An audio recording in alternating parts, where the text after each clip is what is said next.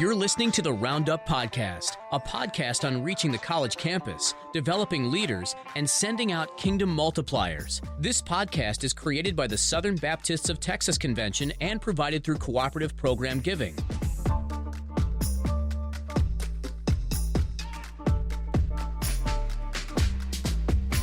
Well, howdy, friends, and welcome to the Roundup Podcast. I am your host, Mitch Tidwell, and today I am in Lubbock, Texas, LBK, with Redeemer Church. Super excited. When this podcast comes out, we'll already have had this, but we're planning Sin Summit. It's an event that we're partnering with Redeemer Church to help gather multiplying churches, collegiate leaders that want to plant churches and bring together to create a community and hopefully create a movement of collegiate church planting around the state. So super excited to be here, and I'm sitting down today with the college staff. And as we get going here, I'm just going to kind of popcorn around, and we'll start with you, Kent. So we have Kent, who is college director. We have Leslie, who is an associate, and then Sam, who's an associate. So that's who's with me today. But let's go around. Kent, why don't you tell them a little bit about yourself, where you're from, what you do, man? Yeah, my name's Kent Carroll. I grew up in Amarillo, Texas, and through my life ended up at Texas Tech University. Didn't start there, transferred in, and met my wife Mandy there. And then through a couple different ministry jobs, ended up back here in Lubbock, and have been on staff at Redeemer in various roles since 2017. And then took over the college ministry at the beginning of 2018, 2 years ago. Wow, 2 years. And brought on my fellow staff members here with us about 6 months later. And so our team has been working together for a year and a half, and in theory, kind of sort of have learned what we all do. So yeah, go ahead, introduce yourself. But Kent, what'd you do beforehand, before college? So I was recruited to Redeemer as a church planting resident, and then quickly ended up taking over the residency program here. It's a program for primarily just graduated 22 to 24-year-olds who want to see what vocational ministry looks like and serve the church for 2 years. And so I ran that program while simultaneously was a support raising coach for the organization Reliant. And then when the college ministry position opened up, they asked me to move into that, and I was excited to do that. So nice. It's kind of my track record here. That's great. All right, so Leslie, now you were a student through this ministry, right? I was a student through this ministry. Nice. So I went to Texas Tech 2013 through 2017 and was involved in the college ministry and was in leadership and all of that student leadership. And then I graduated and moved back to Houston, where I'm from, and did the corporate world for a couple of years, and then got sucked back in to Lubbock, as many people do for this job. Not in the cards, but very thankful that I did. Yeah, that's cool. Awesome. Now, Sam, you were the same. You went through this ministry, right, too? Yes. I was also a student from 2013 to 2016 at Texas Tech and was on student leadership, the whole 9 yards. Graduated and moved to Tyler, Texas to do a discipleship program called The Forge through Pine Cove Christian Camps, and then went on full-time with them for about a year and a half after I finished that discipleship program. And that is where I met my husband, which is super great. But yeah, similarly to Leslie, the Lord had other plans for me and sucked me right back to Lubbock into this job. And now my husband and I both live here and love it. That's awesome. All right, so big question here, which we didn't talk about this. I didn't prep you guys for this, but Kent, you're from West Texas, right? So this is kind of your area. You're comfortable with this. Leslie, Houston. Sam, Tyler, so East Texas. Now, did you say you're from Tyler? I'm from Dallas, from Dallas. but ended up in Tyler because of Pine Cove. Gotcha. Okay, so Lubbock sucks you back in. Leslie, same with you, Sam. Kent, you're already here. So what's the big draw for Redeemer? Like, why? Because anybody you talk to outside of Lubbock is just like, Lubbock seems like the other side of the world. Why even come here? Why serve? I mean, I'll answer for me. One, I just want to put this out there on behalf of Lubbock and West Texans. When we get shown on like Texas Tech football and college football, for those of you that watch that, they show like tumbleweeds and ranch land. And like there is a real city out here. Like it is, compared to Houston, me and Leslie argue about this, it is a smaller city, but it is not like a little town. There's, over 250,000 people live out here, and it's not like it's this miserable place to live. by any means. So I just want to explain that, especially for those that need to come out to maybe next year's Send Summit, since this is going to air after this one. It's not like what you might have heard. So there's that. But then specifically with Redeemer, ultimately what brought me back here was two things, and they're very deeply connected, was the vision to send out people, specifically around college students, but even all of our people. We have this vision to say that we want our people to be sent and to consider themselves sent, whether that's every day to their jobs, but then more from a larger standpoint, we want to send people out on church plants. We want to send people to the furthest places that have the least access to the gospel. And by God's grace, truly by His grace, we've been able to do that as a church. And so we sent out many missionaries, many church plants, and the sending vision was really exciting. And then the second thing is the culture around that. That's what you're going to talk about at Redeemer, that if you're here for 6 months, no matter what age you are, you're going to hear about those things. And there's this culture that while we're still on this side of heaven, that God has us something to do. And that was very attractive for me, to be willing to leave a very healthy church that I had good leadership opportunities in, and say I'm going to raise my own support, even if that's what it means to get back to Redeemer. It was that attractive to me personally. Mm-hmm. Yeah, I think it's a lot of things for me. I think I personally have never experienced a church that does personal discipleship and global mindedness in the gospel like Redeemer does. I think that Redeemer forms holistic disciples, that God is a personal and global God. And not only like says that and teaches that, but like lives it out in a way that is bearing a lot of fruit for the kingdom. Yeah. And it's really a no-brainer for me to want to be a part of something like that. That's great. Yeah, and I think similarly, one of the greatest things I think for me was I saw myself be completely transformed as I went through college and be equipped. Because you came to Christ here, right? I came to Christ, right at the beginning of my freshman year. Okay. Well, I really dedicated my life to Christ at the beginning of my freshman year, and that was when I learned pretty much everything. I had no knowledge of, something as simple as Matthew, Mark, Luke, and John are the Gospels. I didn't even know that my freshman year.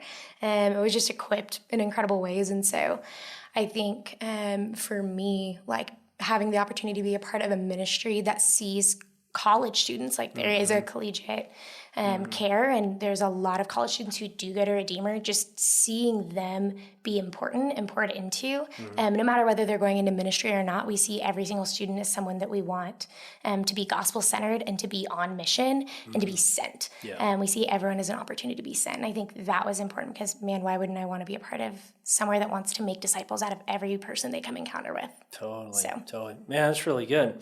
So you guys are here, you lead Redeemer College Ministry here. So this is a pretty good sized staff because you got you three plus you got how many residents? 6 in college, but there's about 18 in the program that contribute in various ways to that same ministry. Awesome. Yeah. So you got a pretty hefty, which is, that's obviously, if you're listening to this podcast, don't check out, because not everyone has that size of team. But I want to get down to really some of the basics on team, and then how you guys kind of use students, or not use students. That's a really bad way to put it. But how you help leverage students for ministry to reach their peers and send students and things like that. So how do you guys? Why the three of you? What's kind of your roles, responsibilities, and how does this ministry operate? And what kind of roles do you guys fulfill? Yeah, I think before we talk about how this kind of team dynamic and leading through multiple people and not just one person, how that plays into our students, like our even kind of history of how this team came together plays into that. I am very well aware of my limitations in ministry. Basically, I know what I'm bad at, and I'm okay with that. I think through the people that have discipled me, that was something that I was taught really early on in ministry, was to be okay with realizing you're not going to be good at everything, but strategically place people around you that can do the things you can't do, both in capacity, but also just gifting. Yeah. And so when I had the opportunity to take over the college ministry, and our church was holistically saying, we've always cared about college students, that's always been a part of our vision, but we've had this added stated focus at Redeemer in the last year of like, this is on the website, what we tell our people, like we want to focus in on college students and the equipping and sending of those. I had the opportunity to hire an associate.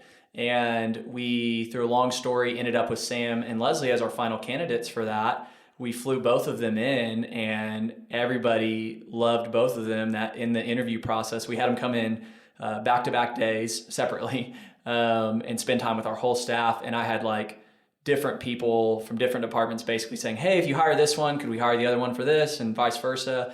And I like to think of myself as some sort of like, low bar street hustler. So I went into our exec team and said, hey, look, both these women are super godly, super gifted. You guys said we want to focus on college students. What if we just hired both of them? To which I got mixed reviews and a little bit of, confusion on how we were going to pull that off. But thankfully for my leadership here, who really believes in what we're doing and the team, we just said, man, what if what we could do with one extra person full-time on our staff in college, what if we had two? What if we expanded the types of giftings, the types of people that do ministry here, and you can apply that without having the money and dollars to do the staffing. Mm-hmm. That's the principle I want to talk about. And as we talk about our dynamic, is you can find ways to find people that are good at different things and empower them to actually lead out. And so that was kind of the history of how our kind of team came together. It was really only supposed to be one job. And by God's grace, we ended up with three of us. And now we all joke, we're like, we don't know how we would have done it with just two of us. Yeah. And the exciting thing is, so within that, my role really is to cast vision, lead in our decision making in the sense of what is in line with our vision. But then really it's just to empower these two, our residents, and then ultimately what we'll talk more about in a minute, our students, to lead out in that. And what I've seen is I'm just happier in ministry. I know a lot of people that listen to this podcast are like myself and they're in full-time ministry, and it's like, I'm just happier in my job. I get to focus on the things that I'm good at. Like anyone, I still have things I just don't like to do. Like that's every job in the world. But by empowering other leaders, it's just saved me tons of headache. And our ministry is just better than what I would have come up with because I don't think the same as Sam and Les. And so I lead amongst these other leaders from an organizational hierarchy chart, but it is very much a shared responsibility of our vision and culture that we keep. Or try to keep with these two. So that's what my role is. You want to move to them? Yeah, well, so let's say, so you have both Leslie and Sam that you're interviewing, and you want both. Why did you want both? What are the differences between you guys? Well, both of them are, I would just say, more disciplined and calm maybe than me. I have a new idea every 5 seconds that I want to do, and I really needed someone that could say, hey, we haven't even completed the last thing that we started 5 seconds ago, and you want to do this other thing that might even be contrary, So I needed somebody that could just think differently and think about long-term care. I need somebody to think about systems. I need somebody to think about enacting these ideas and things. Not that they don't have great ideas on their own, but that's where I'm going to be heavy. I need somebody that could counter that, and both of them could. But where they're different is not only just like their personalities are different and stuff, but the type of student that they're going to most naturally relate to and relate with, I think are very different. And I think that I just saw both of them. Here's two godly women that have great character, great competency, and fit our culture, especially because they'd come through the ministry. I thought, wow, like there's so many more people that we're going to be able to reach through their different personality types and giftings. But also there's just holistically, not just talking about their ministry to the women in our church, to the young women in our church, but like there's just so much more events, systems, care. Like we could pull off our ministry if it was just me and some residents, but we're able to do things faster, better, more efficient, having both. And so for me, it was just like a no-brainer. And I kind of like played the cards of like everybody wanted to hire them. So I was like, hey, there's something there. So I'm going to try to get both. And by God's grace, it works. Awesome. So Leslie, let's take a deep dive. What's your role? What do you do on a day-to-day basis here? Yeah, I didn't know this was going to be encouragement circle. I feel good about it. Thanks, Kent. Yes, so my technical title is Associate Director of College Development. Gotcha. So that's a long title that basically means I kind of am training students in how to be disciples who make disciples, and to live that out in a really practical way. So that could look anything from writing curriculum for their Bible studies to leading trainings for our student leadership team, equipping classes, that sort of a deal. Cool. Sam? Yes, so another long title, mine technically is Associate Director of College Outreach. So my job is more so on the front end care. So a huge part of it is I figure out ways to help us connect with new students in relationship. That way we may invite them in and they may get connected to gospel communities, to growth groups, to discipleship, and things like that, and hear the gospel for the first time. So I essentially help do the connections aspect. Of all of that. So all of our next steps, I help run a lot of our outreach events, our fall retreat, different things like that. Cool. Yeah. And then you have a group of residents, and what kind of the role do they fulfill? Yeah, so the vision behind the residency at large is that it is, if you want to pursue a calling or a career, however you want to look at that in full-time ministry, this is definitely for you. Yeah. But even if not, worst case, you spend 2 years of your life serving the church, giving your life over to seeing the ministry most likely you were a part of, although we do get residents from outside of Lubbock and Redeemer continue to thrive and grow. And so holistically, their role is to learn what's their fit, but then they have focuses, and ours within the college ministry, there's an administrative component to it, but heavy what they're doing is discipling our students, helping with the outreach, connecting. So they really work with both of the associate directors in the sense of like they spend half their time trying to meet new students on campus, doing evangelism, leading our existing student leaders towards that. And they spend a lot of time in discipleship groups. And of course, there's an element of ministry that's events and admin and our system of keeping up with the data around our students and how to make it better. So we try to make it holistic where they'll walk away with wherever they end up landing when they're done with real skills that they could apply in any job, but specifically in ministry. And the whole time they're in that, they're getting exposed to what it would look like to lead ministry with the hopes that they would be considering being a part of one of our church plants or overseas missions. And so, yeah, they're pretty crucial to what we do, though, for once you grow in size. And our ministry, you could, depending on what metric you look at, is anywhere between 200 to 400 students, depending on if you want to look at our small group numbers or weekly gathering or whatever. But to be able to do that, we are very thankful to have those extra hands. Yeah, totally. So.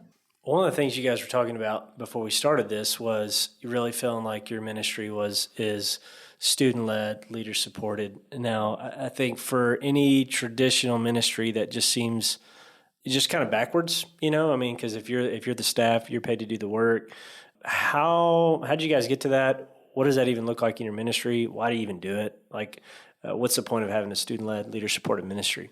Yeah, so... and even explain what that means, too. That would. So the official axiom or plumb line, or you could call it, value, whatever, there's different ways you could say it, but is student-led, staff-supported. That's kind of the phrasing we use. Mitchell Johnson, that is the college director over at the Austin Stone, was the college director here first. He kind of coined that term and put that into our culture. And so we got to really kind of adopt that was already part of Redeemer, and then just try to continue to enhance it and make it deeper within our own students that are here now. But I think the heart behind it is really the same thing, and why I told that story about how our staff team came together of these two is we believe that you can do more empowering others than you can on your own. Mm-hmm. And so that applies. Staff can lead a lot, staff can do a lot, the staff team can do a lot, but how much more can we do if the students are leading out? And so we kind of flip it intentionally. You said it's kind of flipped from what a lot of it is. And to say student-led, staff-supported, one, by saying that language to our students themselves and our staff as reminders to us, saying to our students, it's saying, no, like this is your ministry. Like this is practically like yours, which when you think about Ephesians 4, what's the role of the leaders in the church? It's to equip the saints. And so as we think about college ministry, we as the leaders, staff leaders here, are in charge with equipping them to do the work of ministry. So student-led, and we think that leadership title, I think there's definitely individuals and definitely college students who could become a leader without actually living that out. But in my experience, I think a lot of people get that title and they start to live up towards that. They actually see that as something to aspire to. I think more people than not, it's a motivational thing. And so I'd love for them to talk about what does student-led, staff-supported look like in regards to outreach and in regards to development. I think would maybe be the most helpful way to think, because it's one thing just to say the phrase, but it's like really the meat of it is how we actually do stuff, what we tell the students and what that looks like. But that would be the big heart behind it, is like they can do more than we can on our own, and biblically they're actually supposed to. For us to really do our role in ministry, they are learning what it means to thrive in their context. For sure. Sam, let's start with you. So in the area of outreach, student-led, staff-supported, we really got to see that a lot in this fall. And we're getting to see a lot of the fruit of it by telling our leaders, man, like, you're the ones who are going to do outreach, and by equipping them with different tools. So teaching them, how do you start small conversations with people? How do you do relational outreach?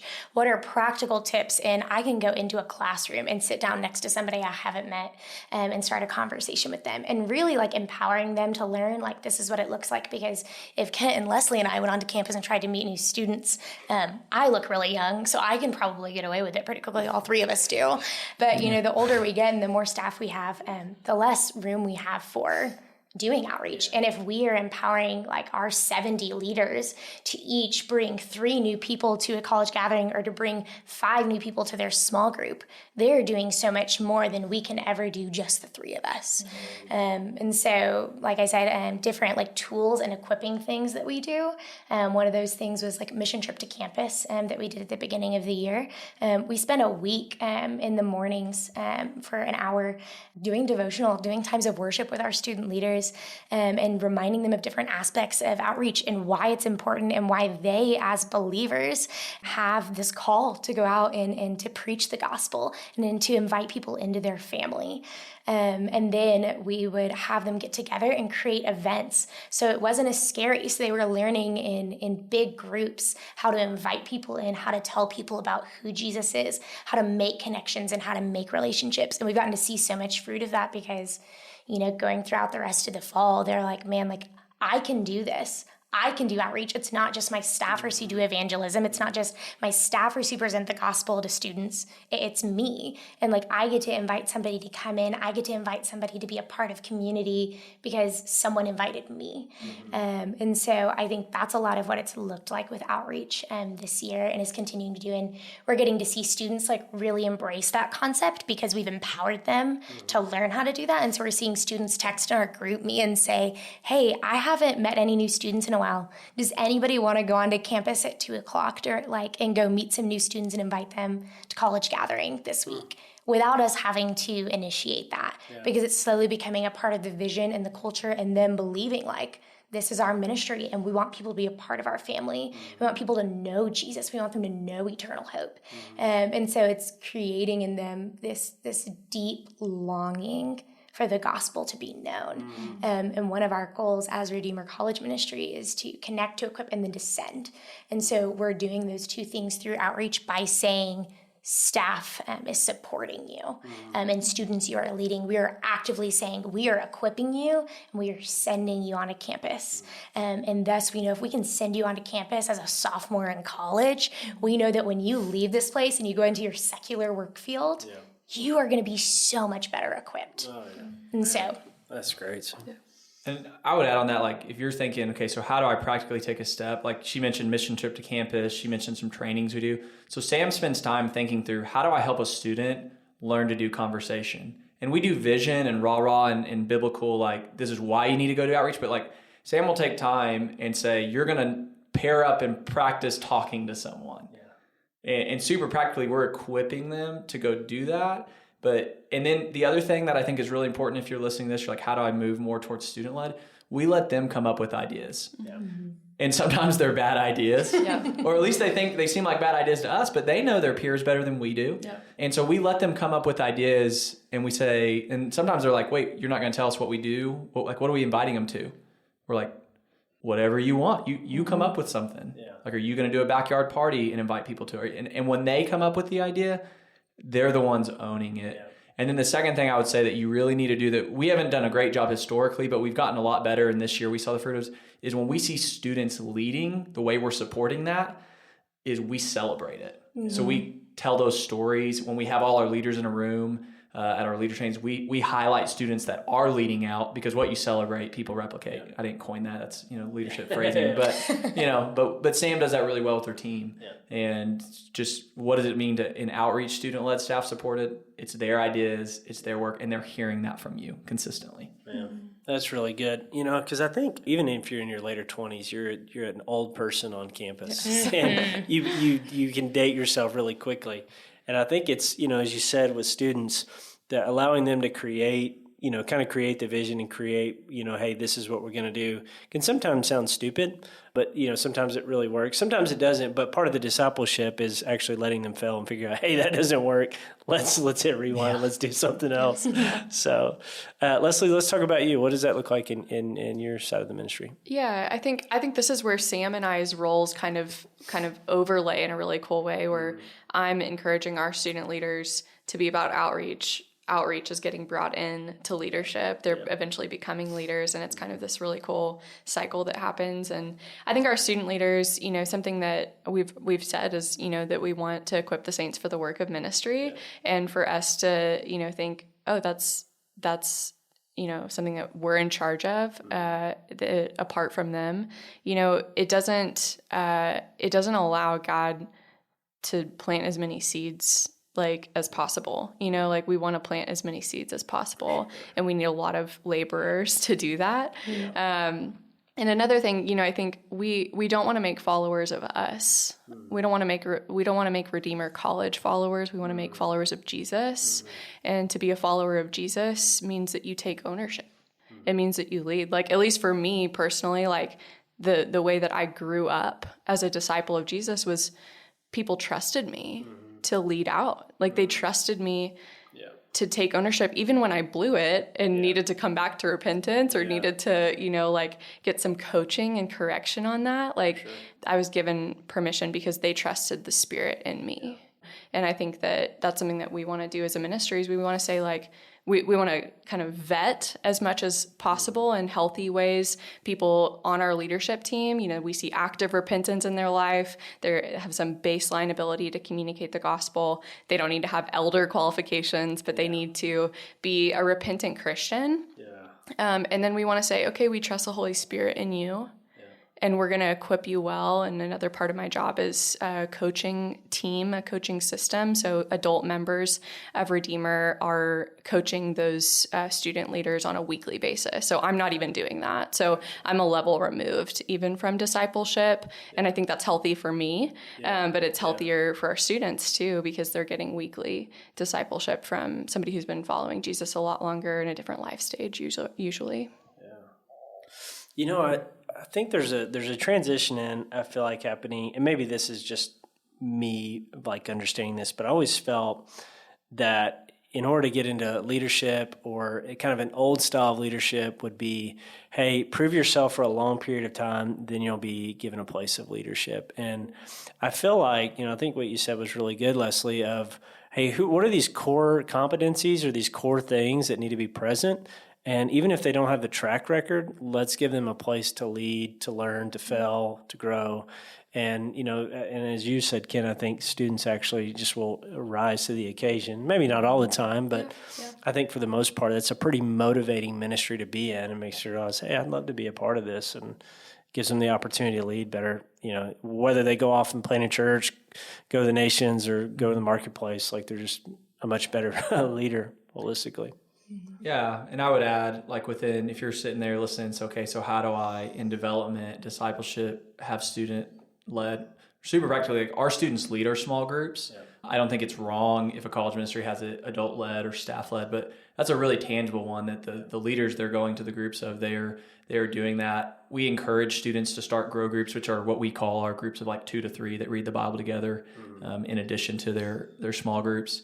So I think there's those things. And then this is a tiny one, but I do think it speaks to the culture of student-led, is we have our students baptize other students. So I know a lot of church culture, and maybe you don't get to make that call necessarily at your church, but I know some churches it's the pastors only, or maybe the elders or the staffers are the ones that baptize. If somebody brings a believer to faith or a new believer to faith, we want them to be the one to baptize as we teach through that. And just because I don't want anyone listening to get confused, we of course have checks and balances. One of the things we learned from the Salt Company up in Iowa that really helped formalize some things we were already thinking, which was that Leslie mentioned that we don't want students to have elder qualifications, but we still have qualifications. We make sure they know the gospel. When they mess up in a place of leadership, we're pointing them towards repentance. And if there's not that, we have removed people from leadership. So it's not like it's not the Wild West out at Redeemer College, but you're going to have to take some L's on some reputation things from time to time if you really want to empower students to lead out. And we're thankfully we're good with that. We've seen it be way more fruitful than it has ever been harmful. But one of the things we've told our students is you're not when you become a leader, you're not a professional Christian, but you're learning what it means to repent regularly. And that's a big part of that. Yeah, that's huge.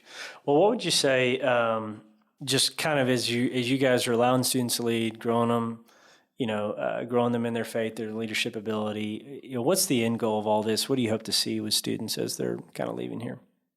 Ultimately, that they would say, it's one thing for us on our website and when we do podcasts to say we want to send every student.